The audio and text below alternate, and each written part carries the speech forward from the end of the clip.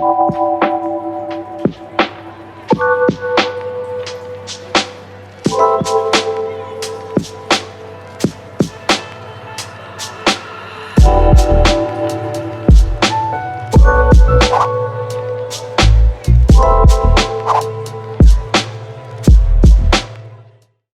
get stuck into the tour and then I'll get stuck into removing that wall behind me and then we'll see what happens after that. Now we've got 2 bedrooms upstairs with a really weird door in between them. This bedroom here is going to become a walk-in robe over there. I'm going to put a doorway on that wall and then a wall through here and then an ensuite in this area. I'm going to remove those wardrobes, probably keep that doorway, and then this bedroom here will become the master with a walk-in robe and an ensuite.